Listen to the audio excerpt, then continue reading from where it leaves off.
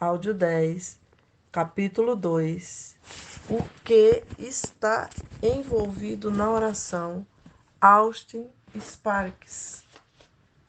Será que não te ocorre que esta resistência à vida de oração por parte do inimigo implica ou declara e proclama, pelo aspecto positivo, que a glória e a honra do Senhor, seu nome e seu testemunho estão proeminentemente assegurados pela oração? Se este é o ponto focal da atividade do inimigo, isso significa que os interesses mais elevados do Senhor se beneficiam da oração, estabelecendo-a em primeiro lugar. Isto, novamente, não é novidade, mas é apenas uma ênfase a respeito desse fato do inimigo estar sempre tentando colocar a oração em último lugar. Ele tentará apresentar qualquer outra coisa relacionada ao Senhor como uma prioridade à oração. Não importa como colocamos essa questão ou o que dizemos para o povo de Deus a esse respeito, não conseguimos levá-los a compreender. Hoje à noite é apenas uma reunião de oração. No domingo à noite, quando temos o ministério da palavra e a pregação, contamos com uma presença massiva das pessoas. Mas, na reunião noturna de oração, ela talvez contará com mais da metade da capacidade. E isto, considerando que no domingo à noite mencionamos que nosso principal ministério é a oração. E que tudo mais perde o valor se a nossa vida de oração fracassar. Podemos falar tudo o que quisermos a esse respeito, enfatizar e acentuar. Não faz qualquer diferença. Devo confessar que fico muitas vezes perplexo com o fato de muitas pessoas realmente espirituais, e dou a elas esse crédito, se espremam em reuniões de pregações e conferências, mas sejam raramente vistas em reuniões de oração, deixando a cargo de tão poucos sustentar a vida corporativa de oração da Assembleia. Sim, é como se ouvir uma pregação fosse a coisa principal e obter ensino bíblico fosse a mais importante. Não, caro amigo, não, absolutamente. Tudo isso pode se tornar vital, vivo e eficaz, desde que nossa vida de oração individual e corporativa seja mantida forte e tenha a primazia.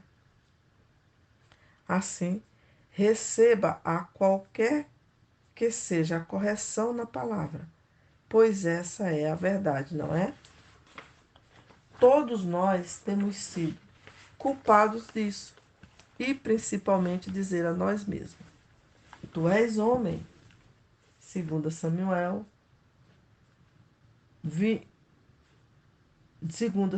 12, 7. Precisamos ter a mesma estimativa do Senhor sobre o valor da oração e, percorrendo sua palavra, descobriremos que ele estima a oração acima de qualquer outra coisa dentre seu povo. Olhe para a sua própria vida. Que espantoso que ele, na qualidade de Filho de Deus, considerando tudo o que ele era, ainda assim mantivesse tal vida de oração.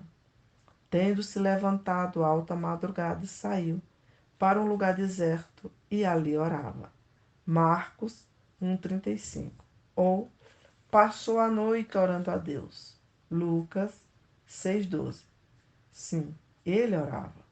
Será que já te ocorreu que algumas das revelações mais gloriosas da verdade que temos na Bíblia foram concedidas em orações?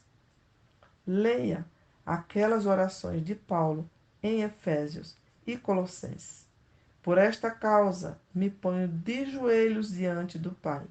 Efésios 3,14. E daí ele prossegue com sua oração, e nela temos uma revelação incomparável.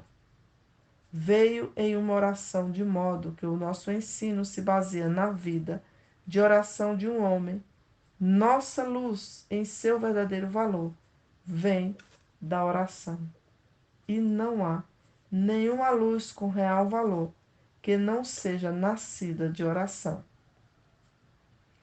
Todo o valor da verdade depende da oração que está por trás dela, de modo que nossas conferências, reuniões, palestras e toda a verdade que recebemos permanecerá como algo muito negativo se não houver uma vida de oração proporcional da nossa parte em relação a ela. Devemos orar antes e orar depois. E sinto que após uma conferência a coisa a se fazer é começar a orar mais do que nunca, baseados do que nos foi dito, apresentando tudo ao Senhor. Se fizéssemos isto, quanto mais fruto haveria a partir de nossas conferências. Ao invés de ter a verdade em nossos cadernos, deveríamos tê-la em nossas vidas. Ao invés de estarmos tão familiarizados com a verdade, estaríamos experimentando o seu poder operante se nos voltássemos ao Senhor em oração. Ninguém está mais consciente da necessidade dessa verdade do que eu neste momento, mas nós estamos compartilhando dessas coisas e creio que todos nós as estaremos guardando na oração, no coração. Ó, que dia será este quando teremos a reunião de oração toda lotada, quando qualquer outra conferência, e isto não pelos números, mas pelo reconhecimento do lugar proeminente da oração.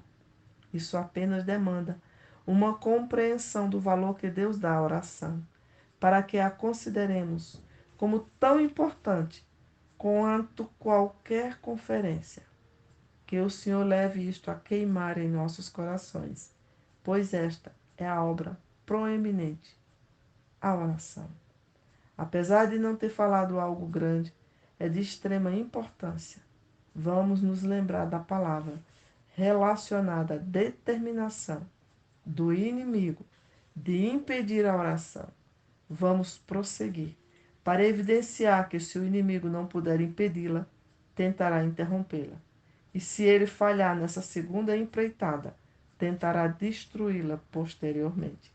Há outros aspectos, mas talvez já tenhamos visto o suficiente para nos colocar em uma posição muito definida em relação a assumir nossa vida de oração em nome do Senhor Jesus.